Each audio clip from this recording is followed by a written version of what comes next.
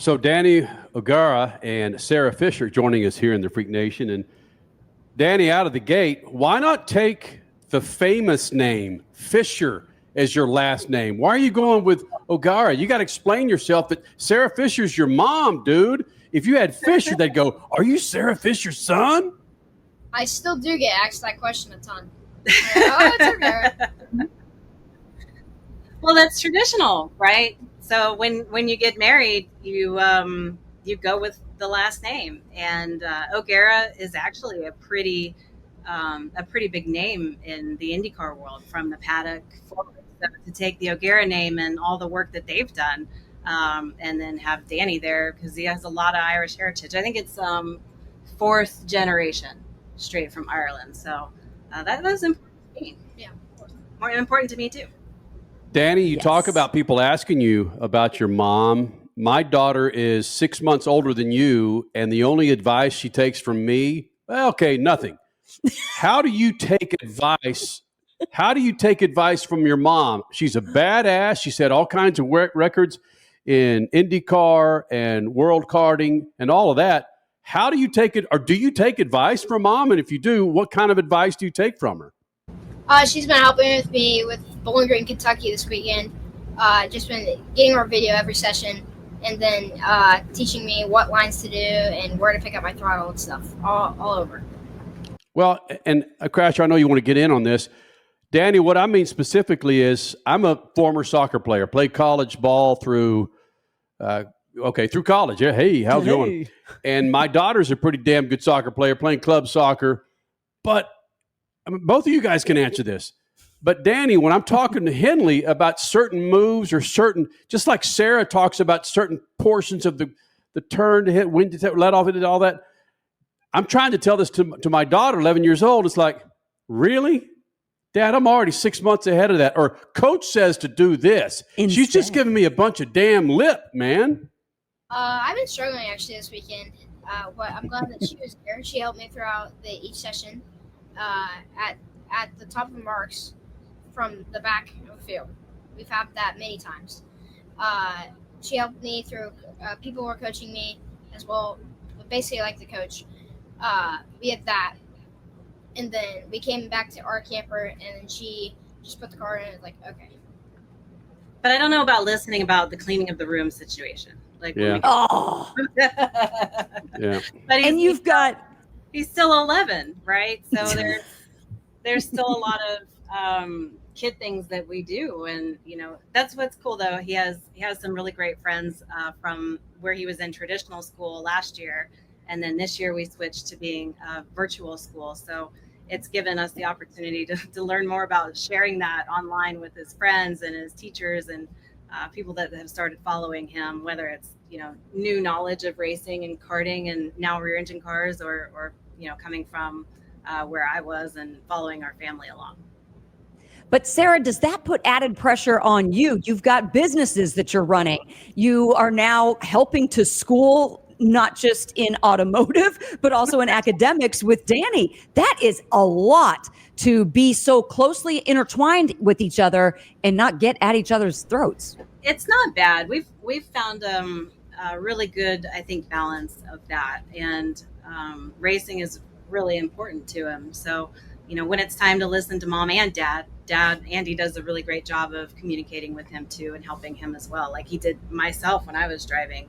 But we also have a driver coach. We're not too confident in ourselves and our knowledge that we reach out and have someone come in and help. So Victor Franzosi with driver development has helped our USF team with Vian Bossoff quite a bit this year. So they're going to help Danny with the next couple outings here with the Lucas Oil School. So we're excited about that. And we know that it's sometimes a lot better when it comes from the coach instead of mom and dad.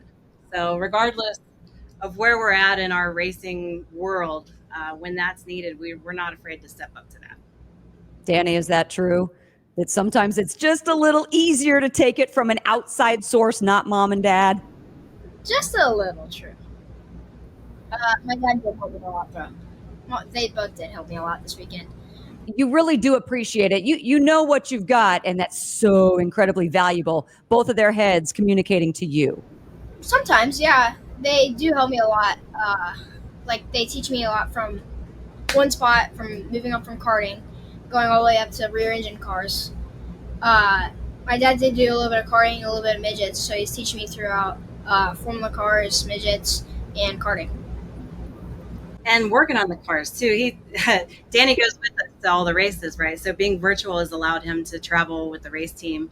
And when we're on the road with the USF program, our crew chief there and mechanics there, they love having Danny jump in and changing tires and being a part of the program universally, whether it's driving or just getting your hands dirty and understanding how the cars work. That's so important. And so we're grateful and thankful to be able to allow him to be a part of that. That is invaluable. Yes, Danny, I don't know if you can fully comprehend that right now, but drivers like a Will Power or a Scott Dixon or Scott McLaughlin, they do spend time with their guys. They do spend time to see what's really going on. What are the little intricacies that make the car change so infinitely?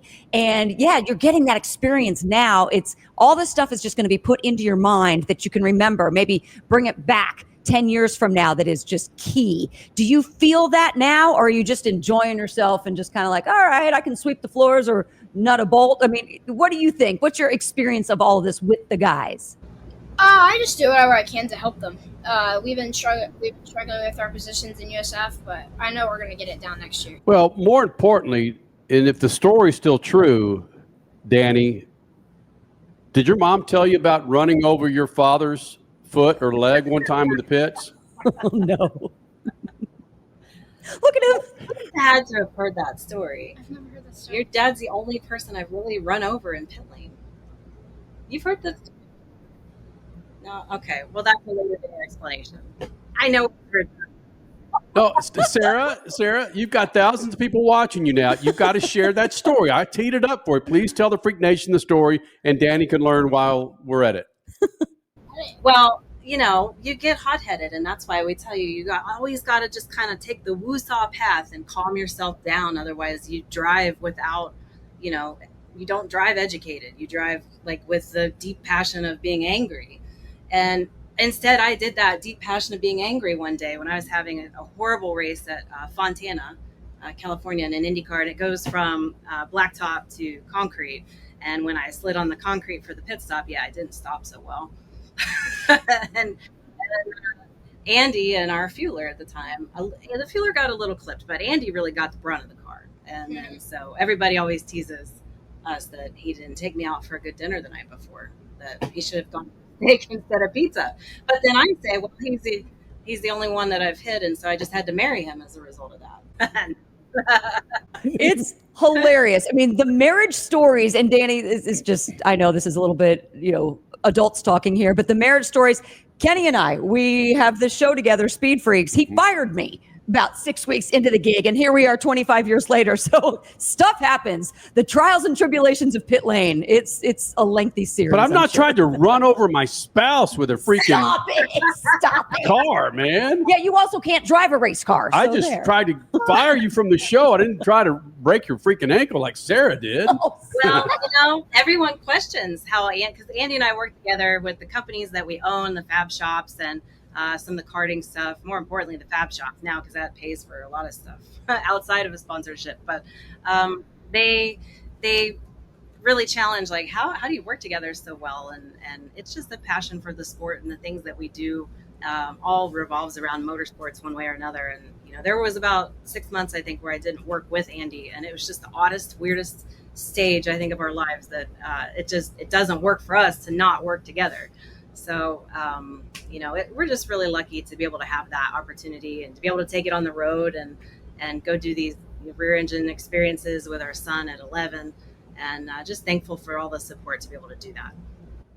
Freak Nation, Sarah Fisher, former IndyCar pilot, the youngest female to ever make the Indy 500, and her son, Danny O'Gara, joining us here in the Freak Nation. Danny, you're running... you're talking about the rear engine car. To get there, you've got to go through different formats to be able to do that. What are your goals, Danny? What do you want to do once you're of age, when you're a teenager? How do you want to move into that next big series? I want to go through Road to Indy with USF 2000, USF Pro, and move on to Indy Lights and IndyCar. And do we see mom's face go back to, hey, we've got the USF team and maybe it's going to expand down the road? We would love that. Honestly, for right now, it would be the best position for our team to have another car alongside of Ian Bossoff, to help with his driver development and to help with our team development as a whole. We've been a single car team, and we've been really successful with that. We've had lots of podiums and run up front and in the championship, and we're proud of that as a small car team. But to grow and to get bigger like we want to do, we need to expand. So we're seeking those opportunities and trying to see what fits. At the same time as being able to run with our son and take him on the road, and not to forget our daughter either. She's at home now. Andy ran home to try and make her last kickball game tonight. So it's just a division of time and opportunity and trying to achieve everything that we're both goal oriented to do. Yeah, before we get into some Zoe conversation, real quick, I want to get this on record. You see the Hartman oil on Danny's fire suit, the relationship that you started with them way back when and how you've nurtured it to be able to do what you're doing now speaks volumes of you and Andy's business acumen. And Danny will understand that down the road if he doesn't already, but that's just something that is pretty rare in motorsports these days. And you need a little pat on the back for that one. Well, thank you. I 100% give that credit to my husband, Andy. He's in talks with Wink every week, it seems like, and they're talking about a lot of different things, whether or not it's racing. I think Andy looks up to Wink like a mentor in business, and they have a very close relationship as well. So what started out as, a gift from heaven when we were just absolutely dead broke at Indy with our first year, to developing really a family friendship. It's been wonderful. So it's nice to have, partners that are supportive of us, like the Hartman family, like the Direct Supply family. They were one of our partners from the very first year that we had the IndyCar team. They're still on board. They help with Danny too. We visit them in Milwaukee and Road America. And to have them be a part of that whole journey, to watch Danny as he's a toddler running around the racetrack at the IndyCar to now being a part of his program, it's been wonderful. And we're very fortunate. And we've been grateful to be able to use that as a tool to show people how cool that can be.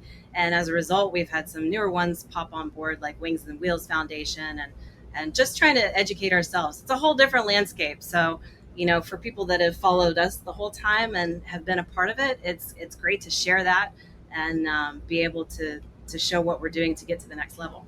Freak Nation, let me read his resume. Danny's resume includes this: multiple championships across SCUSA, World Karting, recent wins, two-time Indy Karting Challenge.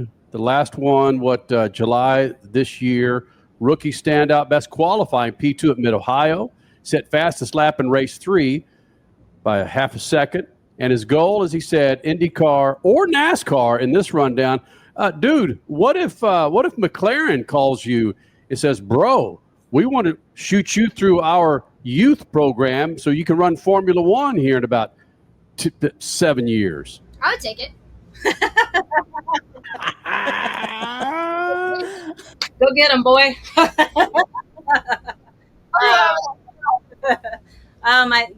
We joke about that a lot, and Andy and I, as his parents, being able to run him in different teams and different series has been fun. But like we tell every driver that has been under our wings and has driven for us, the first time they get an opportunity to go drive for the best in the business, we'll gladly just drive the motorhome around and bring a helmet bag and a drink bottle. That's our main job as parents. Well, and again, it'd be selfish for me not to ask you, Sarah, and I think I know your answer. It's going to be rhetorical, frankly, because it's the same thing with our daughter is, what would you like for him to do? I could probably just telegraph what you're going to say, but it's you and me talking. Where do you want Danny to end up? Well, for sure, it 1,000% has to be something he just is the most passionate about. I mean, I pretty much believe, and I wouldn't be spending this money if I didn't think that was racing and race cars. But to be successful at something, you have to just truly drive yourself every day to make yourself better. And so far, whether it's at home in the simulator, at home, training, he gets up and works out on his own. Now I don't even have to push him because he knows that he needs to be prepared for that next step. The juniors formula cars that we're moving towards. He needs to be ready for that. And I started on a program with him to show him how and what to do, but he pushes himself on his own. So it's great to see that. And knowing that he has that drive and that passion, and learning about the tracks coming up, and putting himself in the simulator at the places that we're at without even asking how to download whatever track it is that we're going. Jeez. I'd have to teach myself. But figuring that out himself and driving forward to make that happen, it's pretty convincing that that's where he wants to be. So we're fully supportive and committed to making that happen. I've done it as a young kid, as a teacher's daughter, as an engineer's daughter. And I know it's possible. It's challenging because, we don't have a last name with a bank account or a trust, but it can be done. We've done it before, and we can do it again. What is sister's take on this? How does Zoe feel about motorsports, engineering, mechanical, anything? She actually really loves the engineering mechanical side, believe it or not. She is, and that fits her really well because she's, this might offend you, but she's the brains of the family. She's really smart. Danny's smart too, but she focuses a lot on school, and she studies really hard, and she enjoys that. So, I wouldn't be surprised to find her on pit lane with a laptop one of these days. She could be your crew chief. Could you listen to your crew chief? Oh, that's the next interview. Oh yeah, that's I don't know about that. We just hope she creates a really crazy business and really creates a really big business and decides to sponsor her brother. That's where I would really like to see that go. I see where you're going. Hey, Danny, I really like your lettuce. Do you know what I mean when I say lettuce? Your hair is awesome, man. Thank you. It's badass. Who grooms your hair, man? It's called Chad's Barbershop. But you got to get up in the morning and style that stuff. You just don't wake up out of bed. I know a dude your age always has pillow head when he gets up. Or helmet head, like today. Oh. Helmet head. Yeah, that's true. So, definitely hot, but no, he's all boy when he's not at the track.